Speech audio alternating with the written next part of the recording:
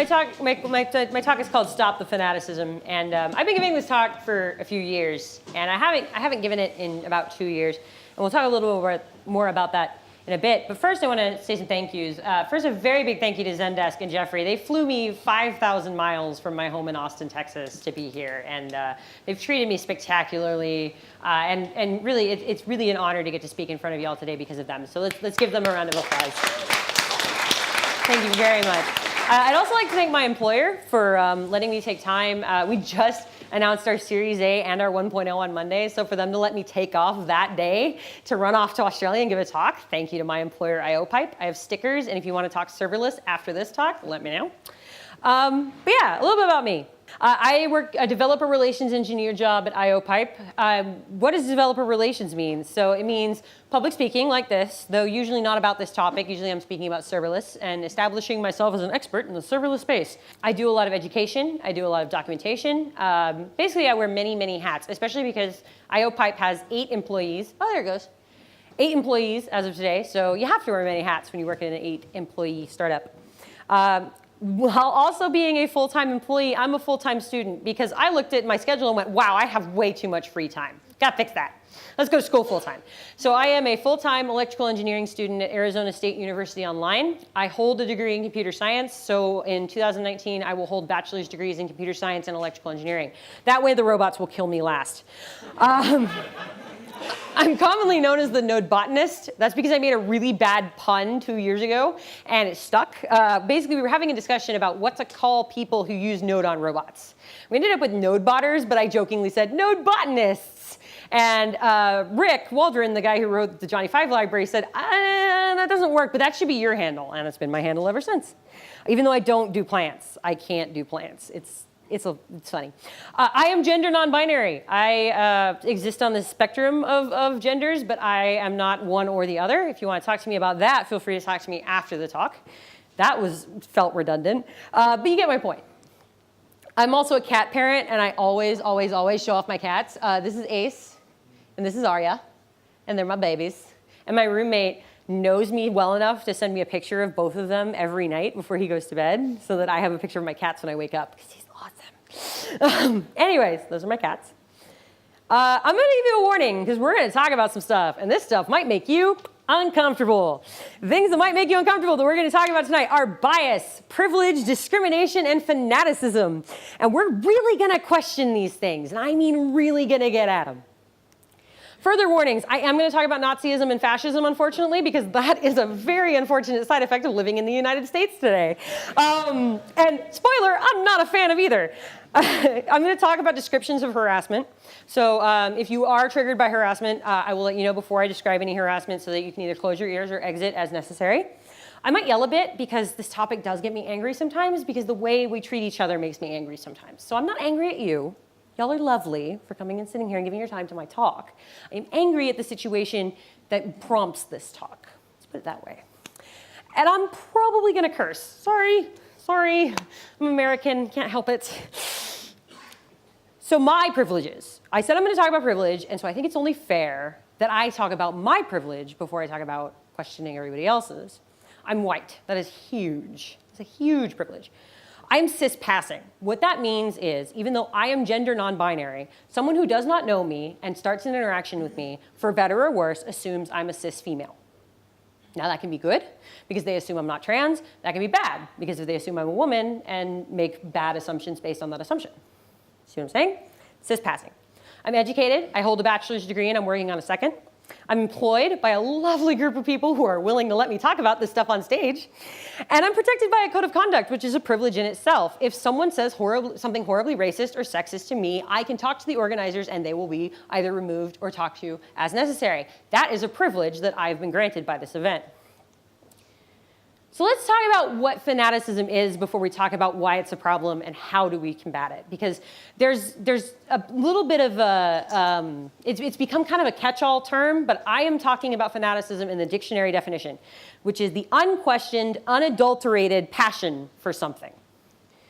Wait, Cass, so you're saying passion's bad, but you're always so passionate. You're always up on stage, flailing your arms wildly and talking really loud. How can you be against passion? Whoa. Let me reformat that definition a little bit. unquestioned, unadulterated passion for something. I am passionate for passion. I really like passion. It's a great thing. It's what makes open source software work. It's what makes tech work. It's the unquestioned and unadulterated part that I have a problem with. I am against passions that are not questioned, that are not challenged by either events that happen or new information. That's where fanaticism grows, and that's what we have a problem with in tech, and that's what I'm calling out today, is the unquestioned, unadulterated passions. So last time I gave this talk, like I mentioned earlier, was 2 years ago. It was 2015, so long ago in terms of tech, right? And back then, we had fights over frameworks all the time. Oh, what? Everyone remember Backbone? That was the make fun of du jour. Let's make fun of Backbone. We had to fight for code of conduct at events, and we had to fight the idea that codes of conduct were needed every other week or so. And we had serious problems with idolizing jerks, really. We had so many idols in the software world that turned out to be just jerks. And 2015 us can go sit in our wrongness and be wrong and know that we're wrong. But now it's 2017, right? It's great, it's 2 years later. So obviously we fixed all of these problems and I don't need to be up here, right? Right? No, not so much.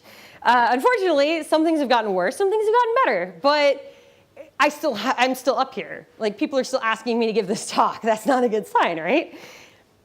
We still have a ton of fighting about languages and frameworks. Stop making fun of PHP. I'm done. I'm done hearing the PHP jokes. PHP developers work just as hard as everybody else, and they write working applications. And I know this is kind of a hot take, but 90% of the time, the language you write your web app in is not gonna matter. So stop making fun of PHP developers. Done. We still have to fight the code of conduct argument every 2 months or so. I actually mark it down on my calendar whenever I have to argue for codes of conduct, and I looked at it, and over the past year, it's been about every 2 months on the dot. Considering this was July 19th, I've got about another month before I have to fight for codes of conduct again. Now, this particular fight against code of conduct was extremely insulting to me personally. So this is Rod Vag's tweet. And he cites an article, this is the neurodiversity case for free speech. And once you read the article, it basically says that codes of conduct discriminated against autistic people because autistic people can't be held accountable for what they say, and they get in trouble with codes of conduct accordingly. I'm on the spectrum. I would like to be treated like an adult, please. I would like to be responsible for what I say and do. Most of the people, nearly all of the people that I've met who are on the spectrum would also like to be treated like adults, and also would like to be held accountable for the things they do and say. It's extremely patronizing to take a whole swath of people and just say, no, you can't be held accountable. No, I can. I know me better than you, and I can't. We still have people clinging to debunked pseudoscience in order to justify discrimination. For instance, James Damore's manifesto about how there are biological differences between women and men that make men more predisposed to engineering, and that's why diversity is BS. Which just, no. We'll go over that a little bit more. Anti-transgender advocates, people who think gender matters in programming at all. I don't know. I don't understand why transgender programmers are a thing that we need to rail against, because I don't understand. Like, I get that this is kind of a cop-out, and that's why I don't use it as a cop-out. Gender doesn't matter in programming, but it does to certain folks, so I still fight against it. But it shouldn't matter. In an ideal world, it wouldn't matter. And I'm sure there's something going on right this second on Twitter that I haven't noticed, probably from my own president, that's making my life harder. And in my home country, we have actual, literal, swastika-bearing, goose-stepping, saluting Nazis freely parading the streets, and a president that refuses to condemn them. I tweeted yesterday, and I believe this entirely. So yesterday, President Trump backstepped from his condemnation of white supremacists and actually said blame was on both sides, da-da-da-da. And as I'm reading this, I have the Australian intake form in my hand, and I've gotten to the question, how long do you intend to stay in Australia?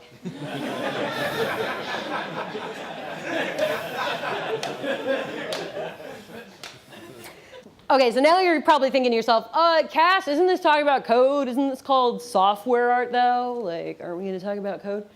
It is, and we'll get to that.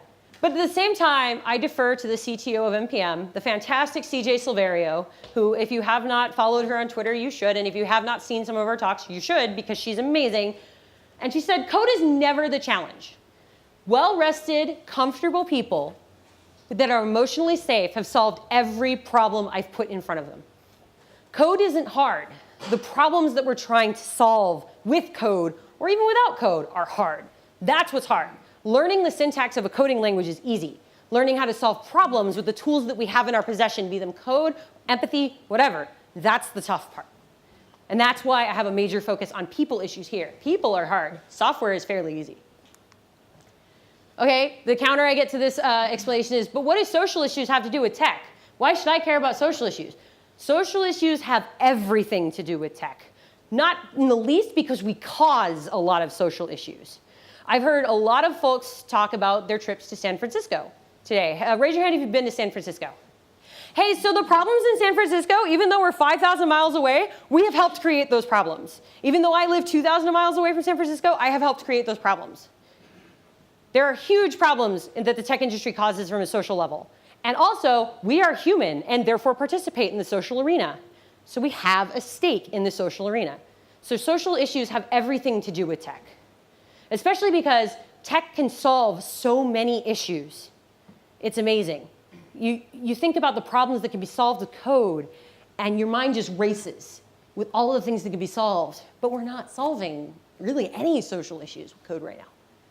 But we can, and even as coders, even without code, we should be solving social issues. It has everything to do with us. So let's take a look at how fanaticism manifests itself, and then we'll take a look at how it affects our code and our culture each in turn. The first I'll talk about is cliques and culture fit. And I put culture fit in quotes because it's a misused term on a regular basis. I'll talk about tropes, which are also known as stereotypes. I'll talk about jerk worship, which is what it sounds like, worshiping jerks. And code as a person's value. So first we're going to talk about cliques. Cliques tend to form around languages, frameworks, and semicolon usage. And the problem with cliques is once they have a tool or a framework or a way of doing things that they like, they have a hammer. And when all you have is a hammer, everything is a nail. Also, people who don't use your hammer are doing it wrong. Also, they don't know how to code. You can see how this starts to snowball into a big problem. How this affects our code? Well, first we end up with monolithic frameworks that do everything because it's not right if it's not done the Ember way, the Angular way, the Backbone way, the whatever way. You end up with these monolithic frameworks, and then with the monolithic frameworks, you end up with 10 megabyte static sites because you know how to code React, you know how to code these frameworks, but you don't remember how to code without them. So when you roll up a static site, you think, oh, it's just faster if I do it that way, but then you end up with a 10 megabyte static site. And then bike sheds as far as the eye can see, all painted 50 different colors. We've got huge problems with the way we write code. Instead of thinking what tool is best for this job, we think, how do I make my tool that I have fit the job that I'm doing right now? Which is not the question we should be asking when we're thinking about the tools that we should use for different coding jobs. How these affect our culture. New programmers are caught in a seemingly life or death decision. What framework do I learn? Oh my gosh, I'm not going to get a job if I learn Backbone because I won't know React or I won't know Angular, and everybody's using React or Angular. It's a plethora of knowledge that we then expect brand new programmers to be able to jump on one train, and it's their career path. It's like when you were in high school and a guidance counselor said, okay, you need to pick a job, and it felt like you were picking a job for the rest of your life. Who's stuck with the job that they chose with their high school counselor? None, right? I didn't. I was going to be a chemist. Now I'm here. So we've got the same problem for new programmers, and it can be overwhelming. Are you going to try something new? If you're a Node programmer, are you going to try Go? If you used Chrome for the last 3 years, you're going to reinstall Firefox? Get ready for just joking contempt. People calling you a traitor. People calling you all these things. And yes, it's a joke. Yes, I get it. It's a joke. But that doesn't mean it's appropriate. And I'm sick of the traitor jokes when we try new things. We should encourage trying new things. We should encourage polyglot. Like we should encourage trying something new. It seems weird that we don't.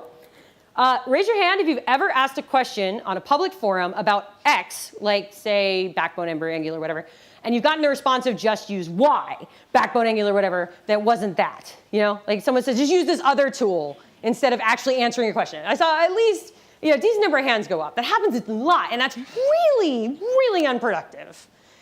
Like, I don't get it. If you don't know the answer, don't answer with a snide remark about how your tool is better. If you want to have an actual conversation about how maybe this tool would solve their problem better, that's one thing. But to answer snidely and say, oh, well, you better just use this, it's a contempt that I can't, it's just, it's impalpable to me. It gives me a bad taste in the back of my mouth.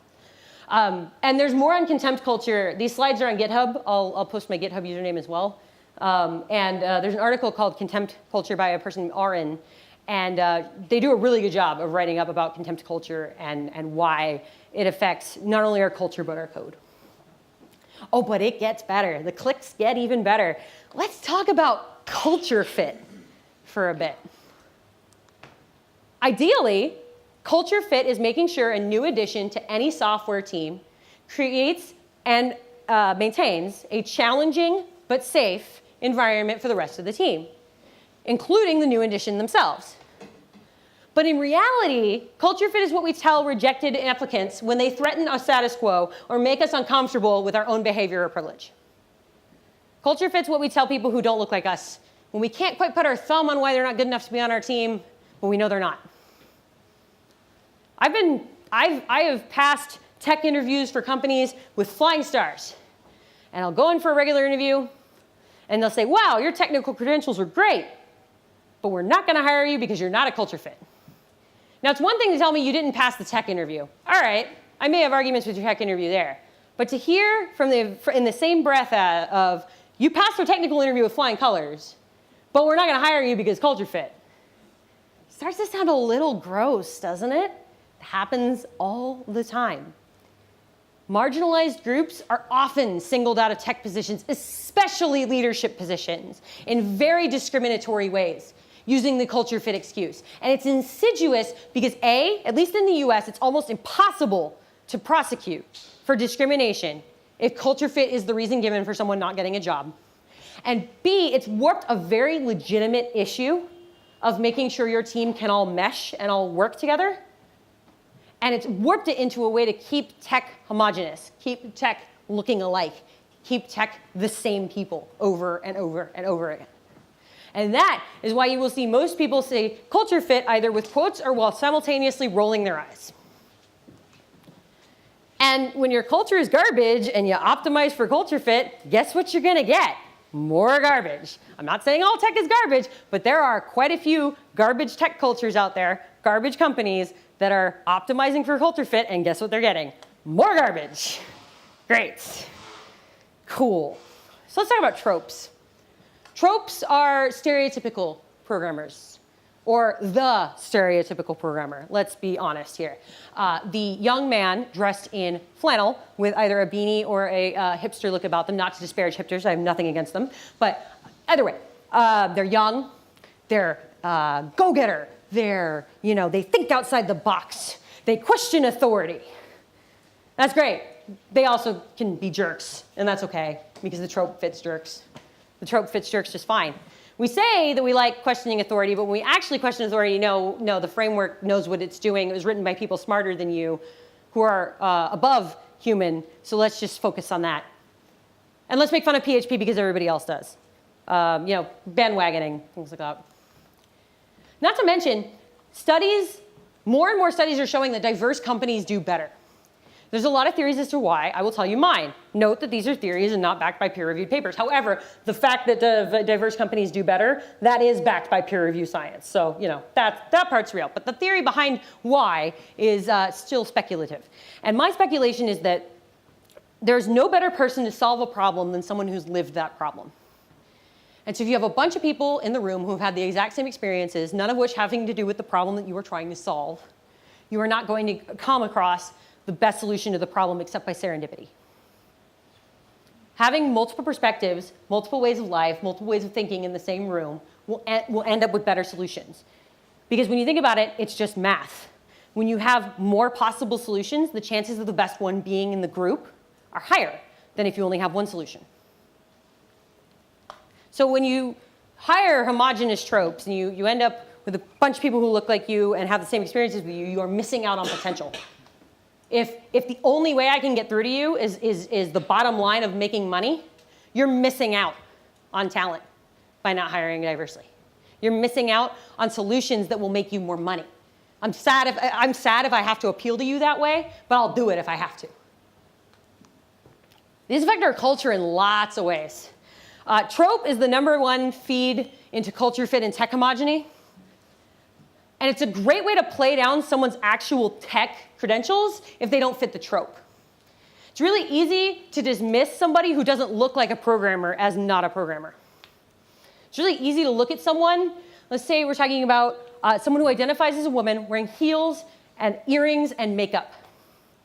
People are going to look at that person and go, they're not a programmer. They don't know how to code. They could have a PhD in computer science, and they could have been coding for 20 years. But because of the tropes that we've created, it's really easy to dismiss those technical credentials if they don't look like us, if they don't look like that trope. It alienates both new and veteran developers for completely arbitrary reasons. Older developers don't fit the trope. And even if they've busted their ass to learn the newest web frameworks, and they are one of the best JavaScript programmers around, people might look at them and say, oh, they're too old to know JavaScript. Why would they be a web programmer? We have to be wary of these tropes. The tropes feed into tech homogeny, and one question I get is, well, Kas, don't these stereotypes exist because most successful programmers fit the stereotype? No, it's the other way around. The most successful people in tech are good at code and happen to fit the trope. And I know this because study after study has proven that the attributes that people find good about this trope, assertiveness, tenacity, out-of-the-box thinking, questioning authority and tradition, these are only positive traits in white males. Only. I have at least linked to 3 studies that prove that these traits are only seen positive in males, some of them only in white males.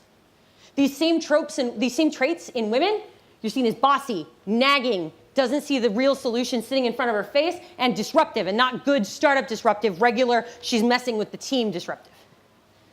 So it's not that the most successful programmers create the stereotypes because they all happen to match. It's because we create the environment that we're in by rewarding those attributes in only a certain group of people. And there's probably some of you who are pretty mad at that. I will gladly send you the links to the studies because I have science on my side. The tech community is represented by these tropes because we make damn well sure it is. We hire these tropes, we fill the rooms with people who look alike and come from the same background, and then we wonder why we're not diverse enough, why the hiring pool doesn't have enough women in it, why the hiring pool doesn't have enough non-white people in it. Because we've created this problem for ourselves. How many times have you debugged your code for 30 minutes and it turns out you misspelled a word? And then your first reaction is, I should have done better, right? We've been stuck with the same homogenous groups in tech for 30 years, and no one's face-palming like, we need to do better at hiring. No, we love to blame other people for diversity problems. But no, we need to do the same thing with this as we do with every other problem we've created for ourselves. We need to do better. Kitten break. This isn't just for you, it's also for me. So anyway, jerk worship. This is the thing that makes me the angriest because it changes the least.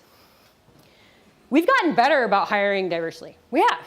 Not great, not even good, but we're getting better. Slowly, very slowly. We're not getting better at jerk worship. For every jerk we take down, 2 come up. What do you think is the one thing in my career that I've done that's caused me the most grief in my life? The thing that I'm about to tell y'all has gotten my old home address emailed to me with a death threat, has had people threaten my cats, my home, and my family, my significant other. And it's not debugging JS. The Google Chrome inspector has never sent me death threats. I've said incorrect things at conferences, and the worst thing I got is a, well, actually. And I said I didn't use semicolons once on Twitter, and I got a little bit of pushback for that. But no, the worst, the thing that has caused me the most grief in my career is saying I wouldn't speak at conferences anymore with Douglas Crockford. And that is exactly what I said, and all I said, is that I will not speak at conferences anymore with Douglas Crockford. What I said was, do not invite me if you're inviting him, because I do not want to put myself in that situation. And I called him a jerk, and I gave lots of examples to prove that, in my opinion, he was a jerk. And I made sure to make clear that it was my opinion that he was a jerk. And I wasn't telling anybody else that they needed to think he was a jerk, just why I thought he was a jerk, okay? No, because by the time the internet got to my article, I had said, don't invite Douglas Crockford to your events, which I did not say. I said, don't invite me.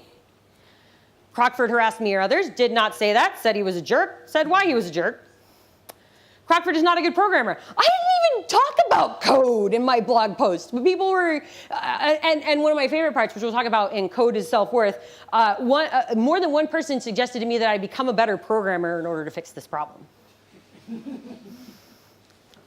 People who worshipped and or very much liked Crockford's technical work assailed me with insults, insinuations that I'm not a good programmer or speaker, contacted my employer multiple times to say I was a bully and that I should be terminated.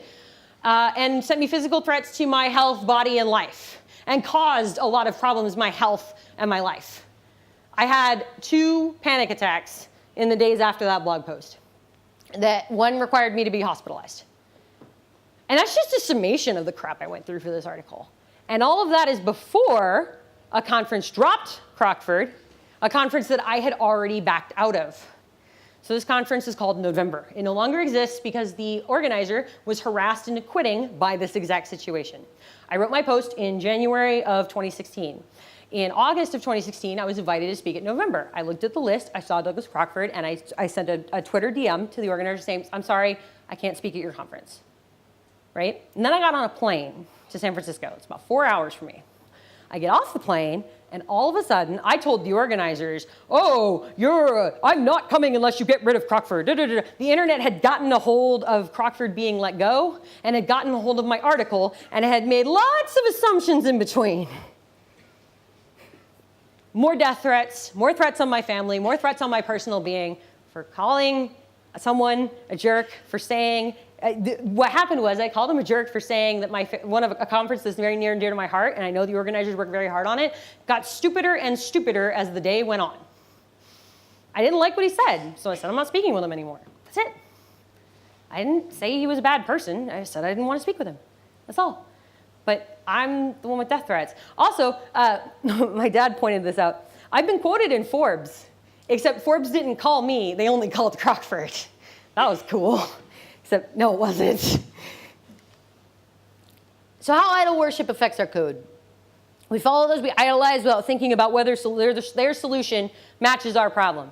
Who's ever had new and shiny syndrome? I better see every hand go up. Who's seen a cool new framework and thought, I need to implement everything in that framework from now on because it's going to be amazing? We've all done it. And sometimes we don't think about whether the tool that's being proposed will solve our problem. We just think, oh, that person's really smart and they know what they're doing. And they may, but they're also human. And they also may not have designed that tool to fix your problem. You gotta think about these things. We show contempt for tools that our idols don't use or vocally don't like. And we try to make their solutions our solutions. And that doesn't always pan out. It affects our culture in a more sinuous way. Insidious words. If we idolize folks who are jerks to new people, we are driving away a ton of new potential and new talent from the industry every day, and we do that. We do that a lot. RTFM, anybody ever heard that as a response to one of their questions? That dismissive, go read the manual.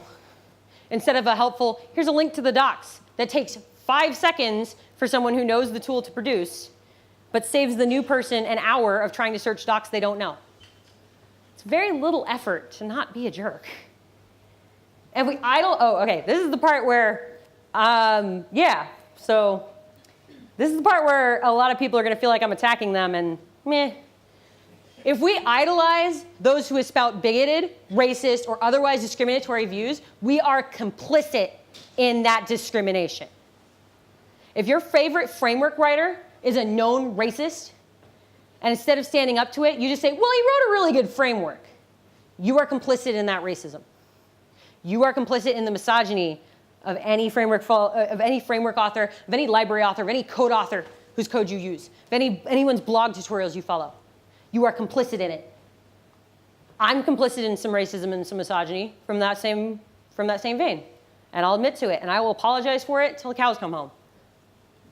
But the thing is, we have to be aware that we are complicit. We can't just ignore the fire behind us. We can't just ignore it when someone makes a social statement that is racist, bigoted, transphobic, whatever. We can't just ignore that fire anymore. Because eventually that fire, we are just as complicit and just as faulted for it as the person who started it. If you don't put out a fire that you see and it kills somebody, even if you don't get charged, it's in your head. If you don't stand up for someone that's brand new to the community and a jerk in tech runs them off, and you tell yourself, oh, well, they wrote this framework that makes everybody's lives easier, so it's okay that they're kind of a jerk, right? No, it's not. I have a theory, and I've been shouting this theory for years, and I will continue to shout it until my larynx dissipates. We don't need jerks in tech because they code well. If we foster a good environment for all, if we foster an environment where people feel safe, if we foster an environment that allows people of different backgrounds to come together without being discriminated against, without feeling like they'll be attacked, we will have good code. Code is easy, people are hard. If we create an environment where people can code without having to worry about whether they'll get death threats, they'll write better code. We'll end up with the same quality of projects we have now under jerks. I would stake my life on it. We don't need jerks because they write good code. We need to instead think about all of the talent we've lost and bring that back in by fixing our problems. Racists in my home country really like to yell, "We won't be replaced." Let's prove them wrong. Let's replace them. Let's build a better community for ourselves because we deserve it. We deserve a better tech community. We deserve to go to bed at night not thinking about horrible disparities in the world caused by tech culture. We, as humans, deserve a better community. Unfortunately, we have to do the hard work to build it first. We can't just sit back and enjoy the rewards. Doggo break. If you're not following dog rates and you like dogs, you should follow dog rates because amazing. I love the way he rates the dogs. The author of this Twitter feed always has a creative like breed name or thing that they're doing. Like this dog's only concern is he doesn't have enough time to take pictures with every flower. Like it's great. It'll make your day brighter. This is the part where I tend to get really mad because this is the thing that really just kind of gets under my skin, and it's the idea of code as a person's value. Who here has obsessively looked at their GitHub contribution calendar and thought, could I be doing better? Could I make that more green? Can I make that with fewer gaps? Maybe I should contribute once a day. Because if employers look at this, they'll know I'm not a good programmer if there's a big stretch of empty on there. I've done it. Recently. Yesterday. I'll admit it. There's a lot at stake on your GitHub profile, whether you like it or not.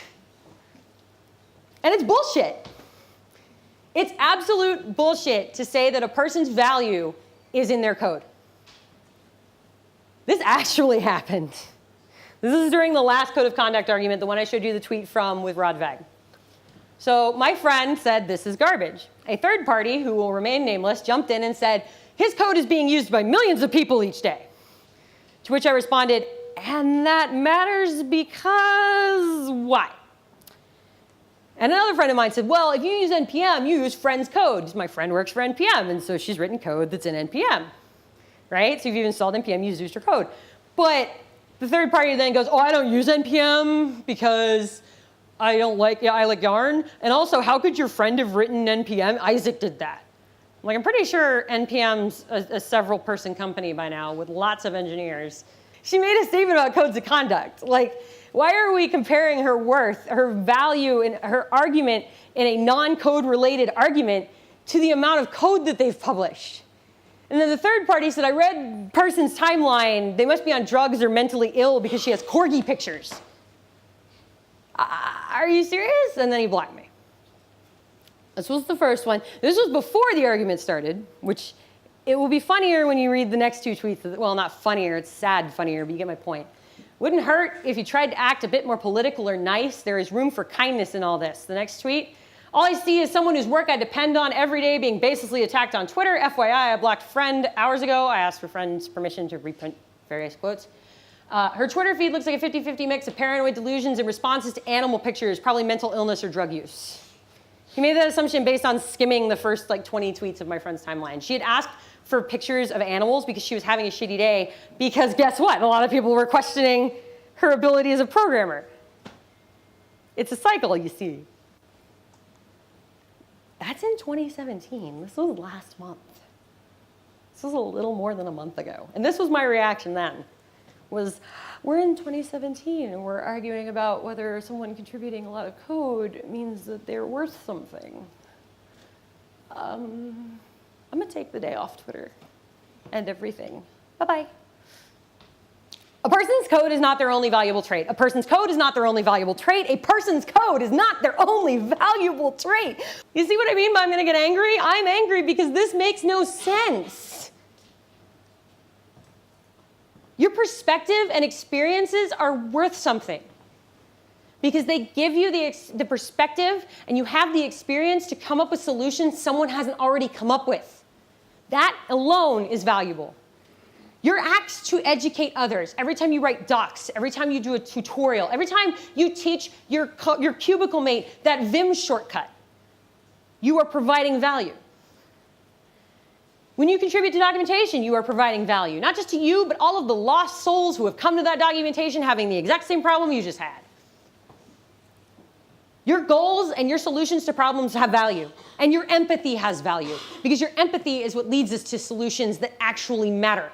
If you want to build something better than Uber for X, you need empathy. If you want to build something that's going to solve a problem for someone different from you, you need that empathy, or your solution will not be very good. Measuring your worth in code makes me question your self-esteem. You seriously need to take a second look at your self-esteem, because you are so much more than the lines of code that you've written or haven't written. You're so much more than that. And it's infuriating to me that anyone in this day and age can reduce someone to their GitHub profile, to their number of contributions, to the projects they've contributed to. No one here is Node and nothing else. No one here is JavaScript and nothing else. We're all humans. We all have worth, intrinsic worth beyond what we write. And seeing others measure up people by their code makes me question their humanity and their capability for empathy. I have a serious problem with anyone who sits up there and says, well, you know, they haven't contributed a lot of code, so I'm not going to listen to their argument. No. Bye-bye. I'm out. Because no. You are not your code. You are so much more than that. Every single person in this room is so much more than the code that they've written. You are all of your experiences. You are everything you have learned. You are all of the times you've reached out to help somebody. You are all of the times you've been hurt. You are all of these things. And that sounds squishy, but we need more squishy. I am sick and tired of hearing soft skills as a derogatory term. I am sick and tired of people thinking programmers aren't people. We're people. We are. I mean, come on. We're so much more than our code, right? We are so much more than the letters we type into keyboards to solve trivial-ass problems. Because let's face it, as much as I love the company I'm standing here for, and as much as I love the company I work for, we mostly solve trivial-ass problems for other people that are like us. Sometimes we solve great problems for people not like us. But let's face it, in our day jobs, for the most part, we solve trivial-ass problems. And we don't need to add to our problems by reducing our own self-worth to what we write. Because that's bullshit. It's absolute bullshit. None of you are just worth your code. And I know some of you are thinking, wow, they're getting really repetitious up there. People are still arguing this with me on Twitter, so I'm going to keep repeating it until people stop arguing with me on it. Until people stop saying, oh, this person hasn't contributed to code, so they're not important. Until people stop saying that, I'm going to keep getting up here and shouting, hey, you're more than your code. You're you. And that's awesome. And there's no one like you out there. Yes, that sounds cheesy, and it is cheesy, but who gives a flying fudge? You're you, and that matters. Red panda break. Okay, now here's where we get to the good part. How do we combat this? How do we start working towards a better tomorrow? How do we make it so I don't have to be up here in 2 years shouting about the same bullshit as we're doing now? Passion is great. I know passion is in the definition for fanaticism, but it isn't fanaticism. Passion is great. Open source wouldn't exist without passion. Who would write software to give away freely to other people without passion, right? Open source exists on passion. And the passion to educate, write cool stuff and share it, learn new things and work together, those are what will save us from ourselves. Be passionate in the things that you do. Be passionate about the tools that you use, but don't be fanatic. Watch that line. When you get new information that might take away from the value of a tool, don't dismiss it because you disagree with it. Look at it. Think about it. Does this really solve my problem? Sometimes you're going to get BS feedback. Like you're going to be using PHP and someone's going to go, well, your problem is you're using PHP. You have to use critical thinking to look at the feedback you get and decide whether it's worth your time or not.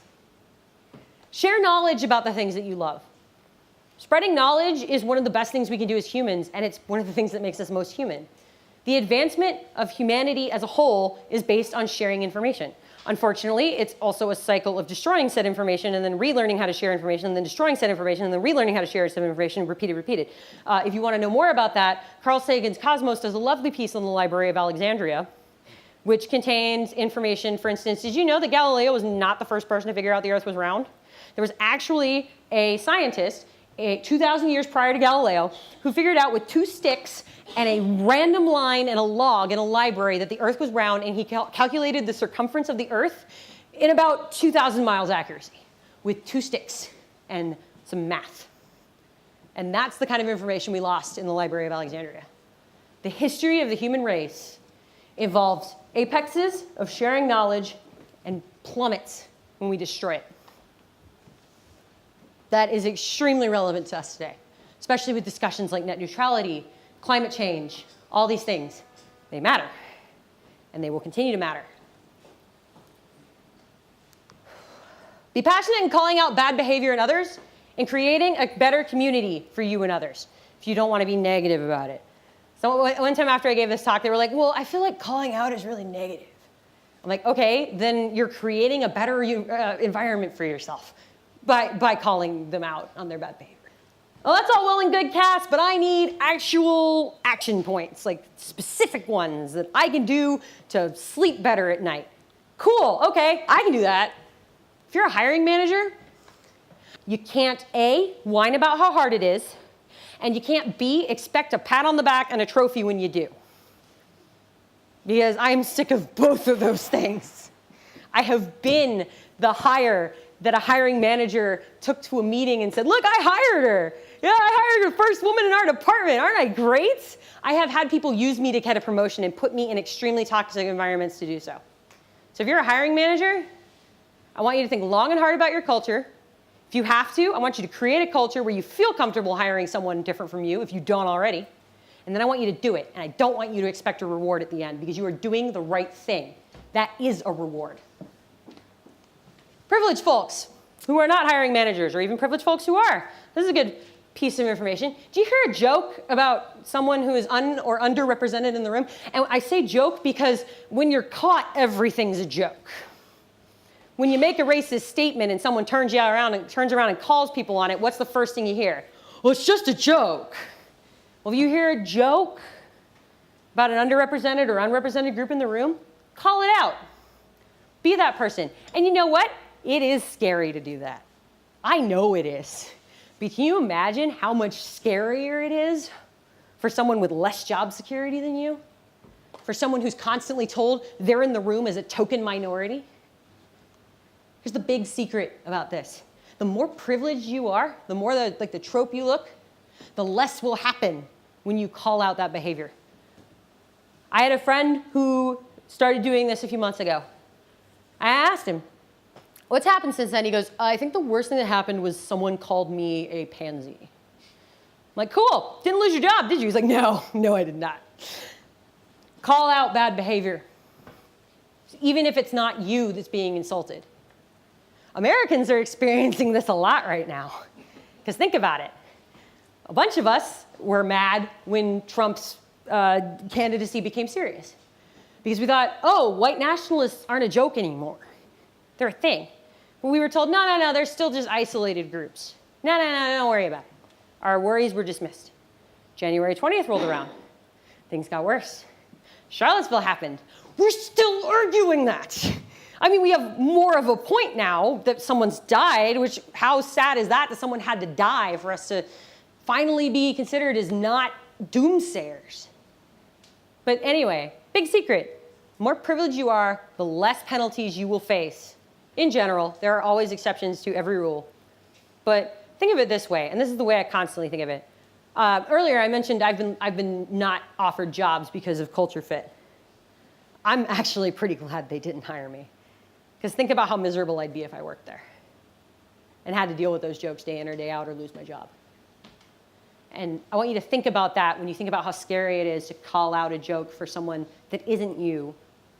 Think about that. Think about how scary it is for them. Some people do lose their jobs over this because they've become a disruption. Not to the work, but the status quo. Think about that. And call it out. And stand up for others. We have to have empathy and we have to work together. As for underrepresented folks in tech, y'all keep being awesome. Y'all practice self-care and do not let other people force you into doing emotional labor. If you are a non-binary individual, you do not have to explain non-binary 101 to every single one of your coworkers. You can give them a link and tell them to read it themselves. And no one is calling you out for keeping your head down, except, the assholes who are making the jokes in the first place. For instance, one of the first jobs I worked at, when I left, I did an exit interview, and I said, well, one of the reasons I'm leaving is one of my coworkers made lots of jokes about women that were extremely unsavory.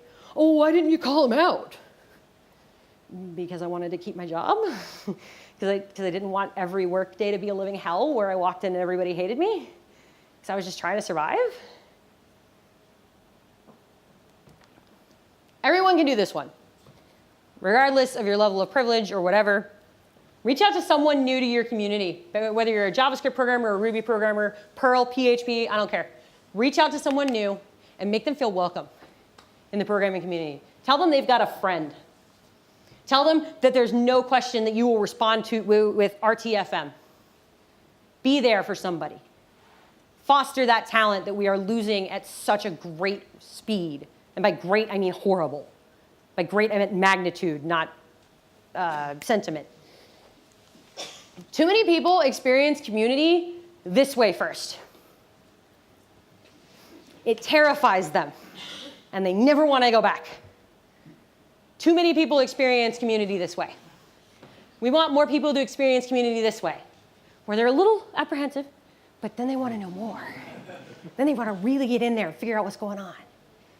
And when they know they have a friend, that's way easier. I want more people to have that reaction because people in this room reached out to them and said, you have a friend. We all have to work together to right this ship. We can point fingers all damn day as to who's the real problem.